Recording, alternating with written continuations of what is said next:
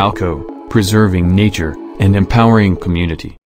Baik, selamat datang semuanya dan selamat sore kepada seluruh peserta webinar.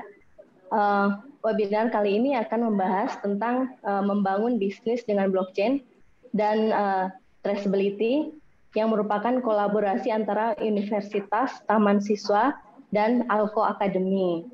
Ya, jadi topik kali ini adalah milenial membangun bisnis berbasis empowering dan teknologi blockchain untuk petani milenial ya.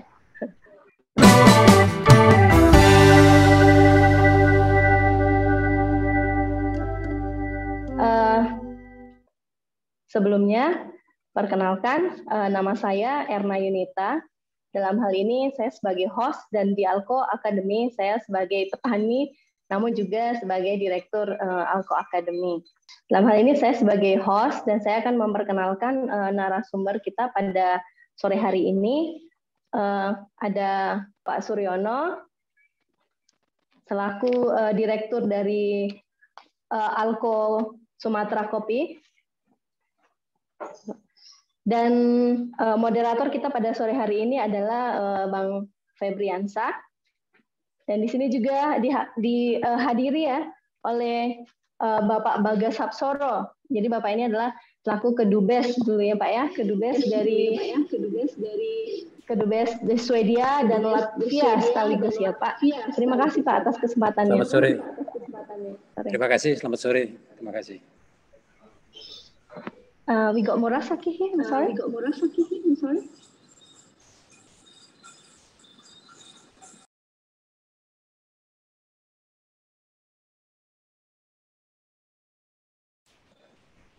Ya, selamat sore.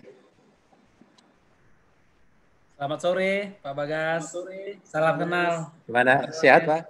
Terima kasih sudah bergabung, Pak Rektor. Ya.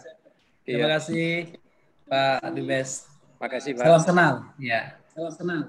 Ya, salam sehat, Pak. Terima kasih, Pak. Diundang. Salam. Iya, selamat datang kepada para peserta, para narasumber, dan para teman-teman sekalian. Acara pada hari ini yaitu membangun bisnis dengan blockchain traceability dan kolaborasi Universitas Taman Siswa dan ALCO Academy. Ya, dengan topik milenial membangun bisnis berbasis empowering dan teknologi blockchain.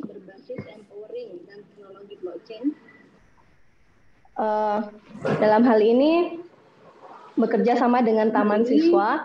Kita tahu bahwa Taman Siswa ini adalah universitas ya yang sudah berdiri sejak tahun 1982, kemudian sudah menjadi universitas pada tahun 1987, dan kemudian yang pada saat itu ada ada jurusan pertanian ya Pak dan peternakan.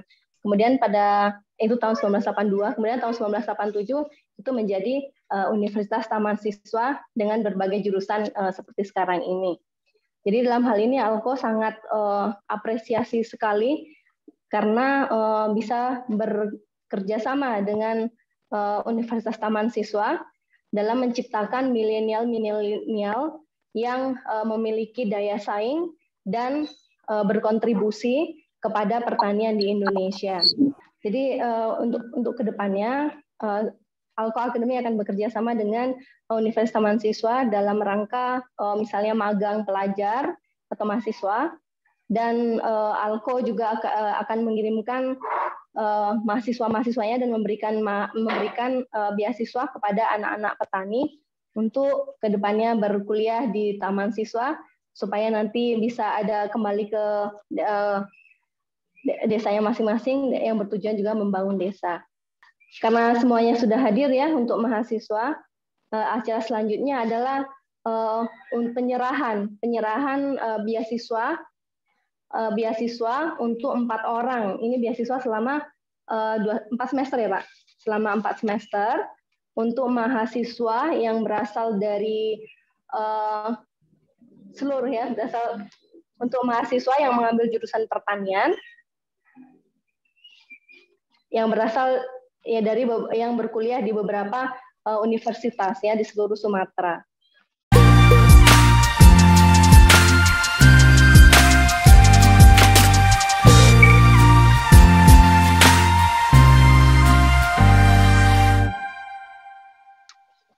Daftar mahasiswa yang mendapatkan beasiswa dari Alko Academy ada 4 orang selama 4 semester.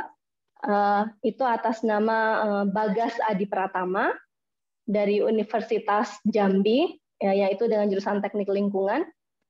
Kemudian ada Dinda Nadia dari Universitas Jambi juga, itu jurusan Teknik Industri Pertanian. Kemudian ada Gusra Pramudianda, itu dari jurusan dari Universitas Andalas. Kemudian Irsyad Nur Fadli, itu dari Universitas Jambi. Ya, berikut adalah nama-nama, nanti bisa diumumkan kembali di IG ya, bisa dicek nanti linknya di sana. Kemudian acara selanjutnya adalah mungkin saya akan langsung saya serahkan kepada moderator kita. Dalam hal ini moderator kita adalah Saudara Febriansyah ya. Saudara Febriansyah ini adalah seorang milenial muda yang sangat luar biasa sekali di Alko. Dari sejak pertama berdirinya Alko sampai sekarang selalu setia mendampingi, selalu setia memberikan link-link internasionalnya kepada Alko sehingga Alko bisa seperti sekarang ini. Ya, jadi Saudara Febriansyah ini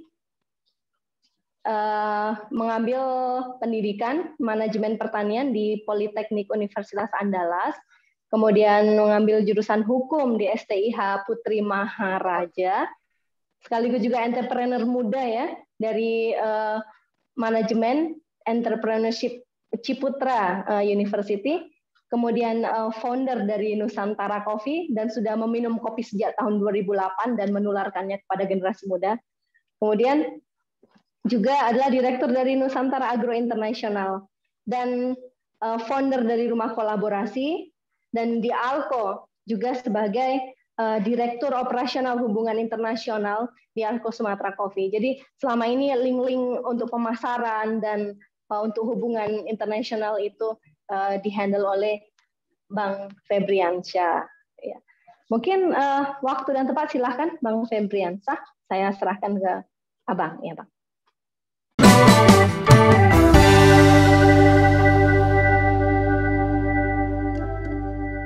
Assalamualaikum warahmatullahi wabarakatuh. Alhamdulillah masih kita diberikan kesempatan kesehatan pada sore hari ini. Mudah-mudahan masih diberikan energi yang sehat, energi yang fit di tengah-tengah kondisi global hari ini, yaitu dihadapkan dengan situasi pandemi. Tapi mudah-mudahan dengan kita meningkatkan silaturahmi, berbincang dan bersilaturahmi membangun imunitas agar kesehatan kita akan kembali dan kuat menghadapi kondisi hari ini. Terima kasih saya ucapkan kepada Mbak Erna yang telah mengantarkan diskusi pada kesempatan kali ini. Kita juga menyapa dari sini salam hormat kepada narasumber, 2 orang narasumber yang kita telah kenal, yaitu yang pertama dari Rektor Universitas Taman Siswa yang masih muda, yaitu Bapak Sepris Yonaldi. Beliau merupakan rektor yang terbilang muda, yang fokus untuk berbicara tentang wirausaha, khususnya mengadopsi, membangun sebuah jurusan kewirausahaan di Universitas Taman Siswa. Kita ketahui Universitas Taman Siswa memiliki salah satu jurusan yang fokus sarjana yang menghasilkan program studi kewirausahaan, di mana hanya beberapa kampus di Indonesia, kalau tidak salah 7 kampus yang membangun program studi tersebut. Nah, salah satunya adalah Universitas Taman Siswa. Kemudian selanjutnya itu Mas Riono, yang merupakan seorang yang memiliki visi yang luar biasa membangun kolaborasi dan fokus bagaimana kemudian berkelanjutan bertani kopi di areal Taman Nasional Kerinci Sebelat. Karena tugas yang sangat besar adalah bagaimana bertani menghasilkan kopi tapi tidak merusak lingkungan. Nah, saya pikir itu sebuah semangat yang harus dibangun dan harus dimiliki oleh entrepreneur yang juga fokus kepada kelanjutan kepada lingkungan, kepada bumi. Nah, hal itu yang kemudian sore hari ini kita coba membangun sebuah kolaborasi antara Alko Academy dan Universitas Mahasiswa untuk diskusi atau memberikan sebuah virus kepada generasi milenial, khususnya kepada teman-teman untuk setidaknya pasca ini ada tindak lanjut, yaitu kolaborasi yang akan kita bangun bersama. Nah, selain itu juga salam hormat kepada suhu kita. Di sini ada Pak Non atau Pak Musyadi Munir. Ini salah satu juga pencetus daripada Alko tersebut, Alko yang ada di Kerinci, dan juga Pak Dubes, mungkin yang tidak saya sebutkan para senior yang lainnya. Nah, selanjutnya pemaparan yang akan disampaikan oleh Mas Riono tentang bagaimana sih penerapan yang sudah Alko praktekkan, khususnya mengelola jumlah petani dan mampu mendevelop sebuah produk untuk menjamin traceability market kepada pasar nasional dan pasar internasional. Dan ini juga sangat penting di era hari ini karena kepentingan traceability itu sangat mutlak keharusan dalam bukan hanya industri 4.0, tapi blockchain adalah merupakan society industri yaitu 5.0. Nah, saya pikir sangat tepat untuk disampaikan oleh Mas Rono. Kepada Mas Rono, waktu dan tempat kami persilakan.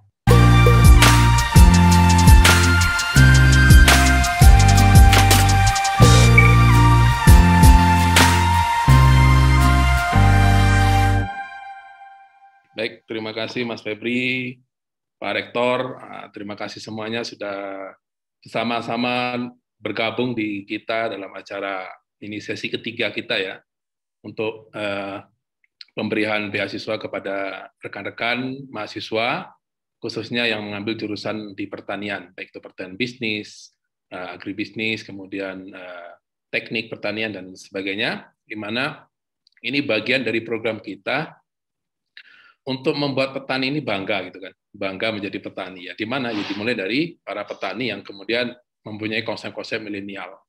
Baik, kenalkan nama saya Suryono ya. Ini saya langsung slide-nya langsung saya buka saja untuk mempercepat. Oke, kemudian saya akan mulai dengan slide saya.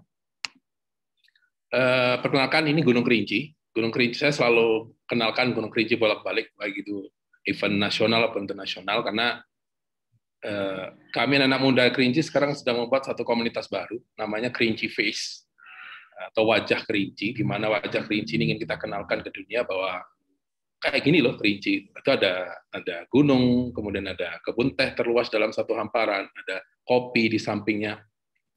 Nah, apa misinya? Misinya adalah para milenial untuk menjadikan Kerinci, the real of Sumatra is Kerinci.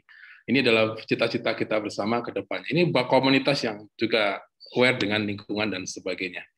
Saya lupa menyapa tadi di sini ada Pak Bagas Sasporo dari mantan Kedubes Swedia ya, yang sekarang di Kementerian Luar Negeri dinasnya.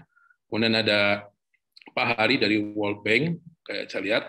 Kemudian ada juga Murasaki, tadi udah masuk Murasaki itu dari Jepang, mitra kita. Baik, profil Alko tadi udah dijelaskan sama Mbak Berna. Itu salah satu kita lahir tahun 2017. Nah, saya ingin jelaskan tim kita. Di Alko ini dulu awalnya didirikan oleh 5 orang ini. Misinya satu dulu lah lingkungan. Bagaimana Gunung Kerinci yang tadi kita kenalkan itu terjaga secara hutannya itu sehingga apa? Sehingga ini menjadi tetap baguslah lingkungan kita, masa ya hutannya ditebang-tebang kan begitu. Jadi kita dengan kawan Mas Nopa waktu itu, yuk kita bagi tugas, kita membuat satu kelompok petani waktu itu, kelompok petani kopi alam Kerinci. Kemudian kita punya satu program namanya peningkatan kapasitas petani untuk di kawasan di luar lahan taman nasional. Jadi kita membuat sebuah program untuk meningkatkan produktivitas lahan yang di luar taman nasional. Tujuannya untuk menjadi pembanding antara yang menanam di kawasan dan tidak di kawasan, sehingga ini menjadi nilai apa ya, menjadi nilai untuk mengurangi penyumbatan hutan. Nah, akhirnya kami banyak muncul turunan-turunan di sini, yaitu diantaranya produk-produk kreatif, nah seperti wisata yang bisa kita kembangkan dan lain-lain. Ada Mas Keli di sini sebagai produksi ECP kita, ada Mas Fatar marketing kita, ada Prof Hendra, ini Profesor Hendra Gustomi, beliau bagian financial map. Kemudian ada Mbak Erna Yunita bagian konsul marketing. Jadi semuanya ini anak muda. Mas Nova itu 3 tahun di Jepang. Pulang dari Jepang, diskusi. Apa yang didapat dari Jepang, yuk kita terapkan di kampung kita. Kemudian Mas Fatar juga bekerja di perusahaan besar waktu itu, di legal logging. Kemudian, ayo kita pulang. Jangan hanya nebang aja nebang hutan saja, yuk kita bangun hutan. Kemudian Mas Prof Hendra ini juga begitu. Dia dosen terbang waktu itu di Vietnam dan di Kuala Lumpur. Ya udah pulang, bangun Kerinci. Saatnya kita bangun kampung gitu. Kemudian ada Mbak Erna juga pulang juga itu dari merantau untuk kembali ke kampungnya membangun kampungnya. Baik, terima kasih. Tadi adalah sekilas apa yang kami lakukan kepada para kelompok tani ya, tepatnya kelompok tani karena kami mendampingi banyak petani di 24 desa, 3 kecamatan itu untuk melakukan bagaimana merubah pola pikir petani. Di antaranya yang pertama adalah bagaimana ini anak-anak muda, makanya kita ngejarnya ini mahasiswa pertanian, bagaimana dia bisa memberi intervensi, memberi input, memberi masukan kepada siapa? Petani, bapak-bapaknya ini. Karena bapak-bapaknya ini kan sudah pengalaman sekali bertani, maka jangan ajarkan mereka cara bertani, tapi cukup beri sedikit tambahan-tambahan yang kita dapat dari bangku-bangku kuliah kita, untuk bisa menambahkan produktivitas dari yang ditanam oleh orang tua kita. Misalkan adalah teknologi ya. Teknologi itu kan tidak hanya yang sifatnya IT. Ada juga teknologi pertaniannya dalam pola tanam, teknologi benihnya, teknologi pemangkasan, perawatan, tanaman, apapun tanamannya itu, maka sentuhan-sentuhan teknologi itu menjadi penting karena teknologi sangat membantu sekali. Maka kami mengajak rekan-rekan mensupport anak milenial petani ini bukan untuk bangga kembali menjadi petani dan kemudian bisa menerapkan ilmu ini, seperti yang dilakukan oleh Pak Erna tadi di video ini, bahwa mereka memberi masukan orang tuanya yang dulunya nggak percaya, tapi ada hasilnya sekarang, Pak. Tidak hanya kopi yang menghasilkan, tapi ada efek lain, ekoturism, kan? Kemudian semuanya menghasilkan gitu. Ini menjadi nilai tambah yang kita sebut peningkatan produktivitas lokal area di luar taman nasional. Harapannya, ya mungkin tidak semuanya orang mau turun keluar dari taman nasional untuk melakukan perambahan, tapi setidaknya ini menjadi mengurangi. Kalau dulu 100 orang berkurang 5 dari kami, ya alhamdulillah. Poinnya seperti itu. Tapi apa yang kami lakukan ke mereka adalah pertama itu merubah pola mindset-nya. Mindset dari para petani, daripada anak-anak muda ini, ayo, nggak apa-apalah kita jadi pembantu asal di istana gitu. Tapi jangan jadi raja di hutan. Ya udah, artinya kita harus belajar. Yang kedua, jadi problem solver. Nah, problem solver ini nggak lagi saatnya petani, aku punya kopi bagus, kemudian kopiku paling enak, paling terbaik, enggak. Itu tidak lagi zamannya itu. Sekarang yang kita lakukan, Bapak butuh kopi apa? Ajari kami SOP-nya, biar kami bisa memenuhi kebutuhan Bapak. Nah, pola ini yang kami rubah. Pola ini yang kemudian harus dirubah sedikit demi sedikit. Kenapa? Karena ini menjadi menjadi titik balik buat petani bahwa saatnya kita mengenalkan mengikuti cara mereka karena mereka yang akan beli kopi kita, cara mereka pesan. Ketika itu kita lakukan, maka harapannya harga itu menjadi sesuatu yang tidak lagi dipikirkan oleh konsumer kita, tapi ini menjadi sudah menjadi sebuah pokoknya sesuatu yang memang baru gitu dan sesuai dengan kemauan di buyer gitu. Kita menyediakan sesuai keinginan dia. Problem solver. Yang ketiga itu kolaborasi. Kolaborasi harus ada petani di situ, harus ada mahasiswanya, harus ada off-taker-nya. Off-taker adalah penyelenggara pasarnya yang memberikan informasi-informasi. Disitulah peran kami sebagai koperasi. Kemudian bagaimana kami ingin memberikan informasi secara adil kepada petani.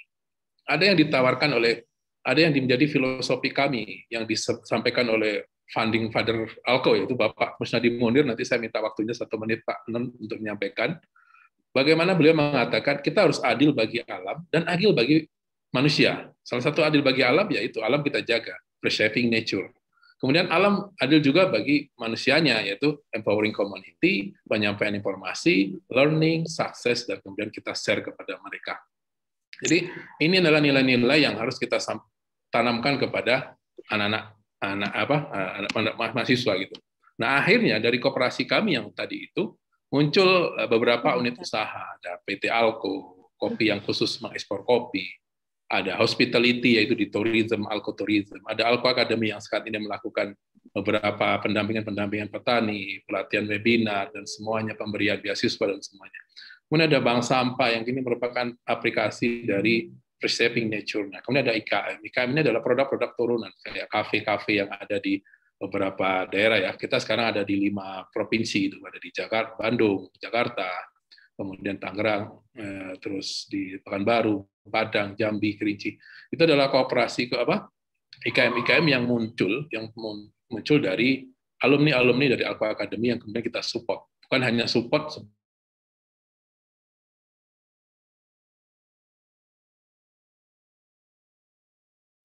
Suara hilang. Halo Mas, mana suaranya Mas? Jaringan atau ya? Halo? Ya, silakan Mas. Lanjut. Dari kapan mulai nggak ada? Oke, sudah ada Mas ya? Sudah. Halo? Silakan. Oke, jadi ini yang kami lakukan. Ada ekoturism, Alko Academy, sampah, dan IKM. IKM ini adalah usaha-usaha yang turun dari alumni-alumni Alko. Di situ ada Vulcano Coffee, ada Blue Korinci, dan lain sebagainya. Nah, ini salah satu produk kita ya. Kita ada pengalaman ekspor ke Amerika, Prancis, Rusia, dan beberapa negara. Kalau ke Amerika ini kita alhamdulillah kemarin masuk. Sebenarnya kan ini strategi bisnis kalau kita sebut. Artinya kenapa kita mensasar produk-produk yang kemudian mencari keunik sellingan. Jadi kalau inovasi yang dilakukan kata Pak Rektor tadi, bagaimana kita bisa menginovasi produk kita sehingga target marketnya jelas dan ini berdampak pada semua aktivitas kopi kita di Indonesia, di Kerinci misalkan. Kami masuk ke pasar-pasar besar. Tujuannya untuk apa? Agar mereka membantu branding kita. Branding ini yang kemudian nanti menjadi membesarkan kita, dan kopi itu tidak harus beli dari Alko, karena banyak pemain-pemain kita, teman-teman kita juga melakukan, jadi bisa beli dari semuanya. Itu yang disebut dengan adil. Kemudian, nah ini adalah program kami, Traceability yang sudah dijelaskan tadi, kemudian beberapa sertifikasi. Oke, saya ingin tahu apa itu traceability. Sebenarnya traceability yang ingin menjelaskan kepada masyarakat tentang peminum kopi itu. Apa peminum kopi itu? Noka Coffee, in collaboration with Vemurgo and Alko, is launching a blockchain-based coffee traceability feature on every cup of coffee you order.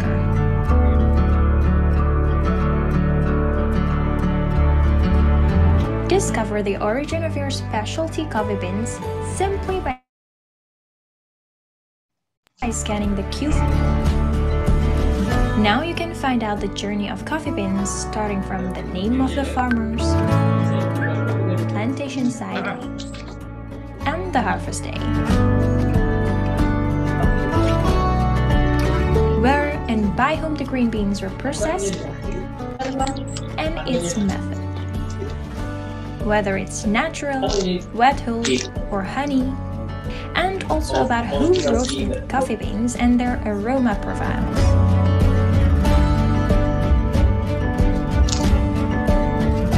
To find out more about the infinite story of farmers and to support them, it's only click away now.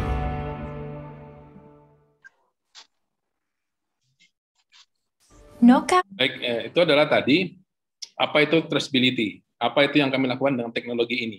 Bagaimana kami coba mengenalkan petani kopi itu siapa petaninya sampai kepada end user, sehingga ini menjadi sebuah inovasi baru. Ini tantangannya dulu 2019, ketika pandemi mulai ada, Desember, kemudian kita coba launching di Maret 2020. Poinnya dulu adalah target kami adalah Eropa dan Amerika, orang-orang yang sedikit peduli dengan masalah traceability, transparansi, higienisasi, dan semuanya. Jadi kita ingin memberikan informasi bahwa mereka, apalagi di pandemi ya, mereka ini sangat sensitif sekali dengan asal-usul dan kegiatan. Jadi dengan kebersihan, misalkan dia mau makan apa saja itu menjadi sesuatu yang mereka pikirkan sekali, asalnya dari mana, siapa pemasaknya, bagaimana prosesnya. Nah, ini kami tampilkan informasi itu dalam aplikasi kita ini. Harapannya adalah ada penghargaan kepada petani, bahwa ini petani nggak gampang loh, nggak hanya nanam saja gitu loh. Petani itu banyak perjuangannya, 2 tahun harus merawat kebunnya baru panen, belum kena badai dan semuanya hama, dan itu harus membutuhkan perawatan khusus dari para petani kita. Jadi itu harus dihargai oleh para pembeli kita, dan harapan kebalik. Timbal baliknya adalah petani kita juga merasa menghargai diri sendiri. Karena kopinya diminum nih sama orang yang dia tahu siapa peminumnya. Ketika peminumnya mengatakan, "Oh, kopimu bagus," itu apresiasi yang luar biasa buat petani. Kemudian kalau kopinya jelek, maka si petani akan merasa tanggung jawab, loh, kok kopiku jelek. Berarti dia harus meningkatkan sendiri kualitasnya itu atas dasar tanggung jawabnya sendiri. Jadi ini merubah mental mereka petani ya kira-kira dari pola ini, transparansi dari traceability. Ini yang kita lakukan dalam traceability, sisi membangunnya. Nah, seperti yang dibilang oleh Pak Rektor tadi, inovasi. Nah, kami ingin membawa traceability ini dalam skala internasional, misalkan. Bagaimana ini tidak hanya berlaku dalam platform ini, tidak hanya untuk customer, untuk konsumen, tapi untuk pelaku-pelaku kopi lainnya. Bukan hanya kopi ya, bisa jadi rempah-rempah lainnya, kulit manis. Nah, ini kita akan nasionalkan seperti apa kira-kira program ini nanti ke depan. Tentu kita akan kerjasama dengan para petani, para unit-unit koperasi atau usaha lainnya, kemudian tentu koordinasi dengan para embassy ya, kedutaan besar kita, importir, kemudian eksportir, dan bisa membuat ekosistem dalam blockchain ini untuk gabung di dalam platform ini. Sehingga ini menjadi bentuk yang saya pikir ini bagus sekali ya, karena ini sudah kami buktikan di beberapa negara, di Kairo. Alko sendiri sudah ada beberapa kantor cabang di Kairo, kemudian di Jepang, kemudian di Prancis, dan di Belgia, di San Francisco juga ada. Jadi ini artinya saya coba untuk melakukan hal-hal ini, yang kecil ini. Nah, intinya hanya menciptakan pola, seperti itu, dan saya mungkin ini sedikit, kesimpulan kita adalah buat para adik-adik mahasiswa, program ini adalah membuat kita untuk jadi bangga jadi petani. Karena petani itu, Indonesia ini agraria, jadi sudah pasti pertanian itu paling luas. Maka ini menjadi tantangan buat anak-anak muda untuk kita kembali menjadi bangga jadi petani. Bangganya itu bagaimana bisa mengembangkan pertanian dalam segala bidang untuk mencukupi kebutuhan nasional minimal atau internasional. Yang kedua, inovator. Jadilah orang-orang yang menjadi perubahan. Yang ketiga, menjadi orang problem solver. Mungkin hanya itu, Mas Febri, yang bisa saya sampaikan. Mungkin sebagai penutup, saya sering senang sekali dengan video ini, karena kita yang merasa bangga jadi petani. I am the boss. Jadi kita harus, petani itu ya the boss. Semuanya the boss.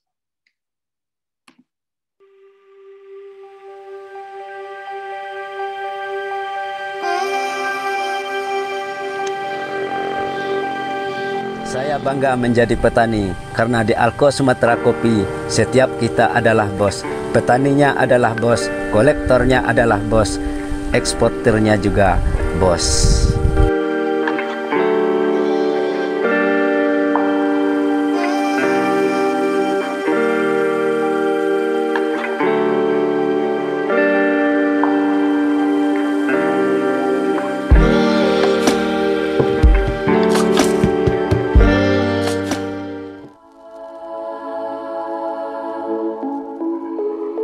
Alko, preserving nature and empowering community. Baik, terima kasih Mas Febri. Saya kembalikan. Oh ya, sapa juga untuk Pak Rahmat Pambudi, Profesor Rahmat Pambudi yang baru gabung. Beliau dari salah satu penasihat di koperasi kita dari IPB. Baik, terima kasih Mas Febri. Silakan saya kembalikan. Terima kasih Mas Suryono. Sudah sangat jelas bahwasannya kunci daripada kolaborasi di dalam pertanian kopi sangat penting dan sangat mutlak dilakukan sehingga untuk membangun penguatan. Mungkin Mas Suryono screen-nya bisa dimatikan. Jadi catatan sangat penting adalah jadilah petani yang kreativitas. Nah, jadilah petani karena memang negara yang besar itu juga punya kebanggaan yang besar dengan profesi bertani. Tinggal bagaimana bertaninya. Nah, tentuan teknologi, blockchain, tentuan transparansi itu sangat modal bagi ALKO sendiri untuk berkembang. ALKO, preserving nature and empowering community.